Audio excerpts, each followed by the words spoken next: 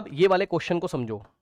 इस क्वेश्चन में क्या बोला था, graph of an alloy of paramagnetic nature is shown in the figure. Y axis पे काई दिया हुआ है हमें, वाई एक्सेस पे हमें क्या दिया हुआ है, काई दिया हुआ है, और एक्स एक्सेस पे हमें 1/t दिया हुआ है, 1/t दिया हुआ है। तो this is the graph between काई वर्सेस 1 टेम्परेचर। ये ऐसे, अब सुनिए जरा ध्यान से, ग्राफ कैसा है बताओ, ग्राफ कैसा है, लीनियर है। इसका क्या मतलब है, इसका मतलब है कि काई इज प्रोपोर्शनेट टू 1/t। बोलिए हाँ, काई इज प्रोपोर्शनेट टू 1/t।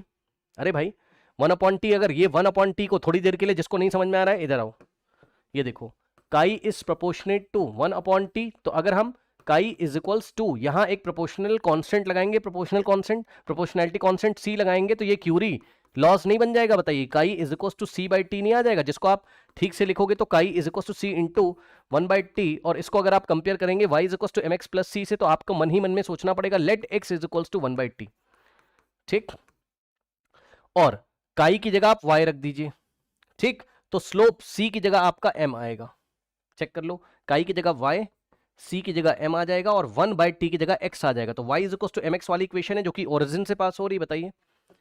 ठीक है, y is equal to mx वाली इक्वेशन है जो कि ओरिजिन से पास हो रही है। अगर हम इसका स्लोप निकाल लें, अगर हम इसका स्लोप निकाल लें m, तो जो m होगा वही स्लोप होगा, और जो स्लोप होगा वही आपका capital C Curie temperature, sorry Curie constant आपका होगा, उसने हमसे बोला है, then the Curie constant is, है ना।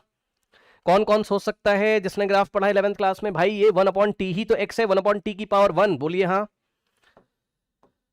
ये देखिए, ये 1/t की होल पावर 1 है ना, तो x की पावर, सॉरी काई की पावर 1, यानी कि y की पावर 1, 1/t की पावर 1 का मतलब x की पावर 1, तो लीनियर ग्राफ होगा, y और x में लीनियर है, मतलब काई और 1/t में लीनियर ग्राफ है, स्ट्रेट इस तरीके से चल रहा है। तो इसका स्लोप निकालोगे तो आपका स्लोप क्या बताएगा, स्लोप c के बारे में, c क्या है, क्यूरी कांस्टेंट है, तो c के बारे में स्लोप बताएगा।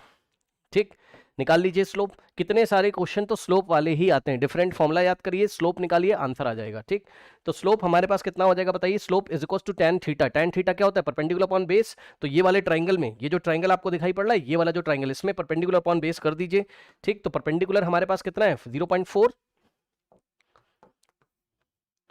और बेस कितना है 7, तो 0.47, और ये भूल मत जाना 7 इंटू 10⁻³ पर केल्विन लिखा हुआ है, तो 7 इंटू 10⁻³ लिखा हुआ है। ठीक, ओके, इस तरीके से। तो यहां से आप सी को सॉल्व करेंगे, नेक्स्ट पेज पे जगह है, देख लेते हैं, नहीं है।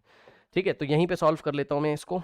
तो सी इज इक्वल्स टू, अगर आप ध्यान देंगे, देखो ये वाला पॉइंट इधर लेके जाइए।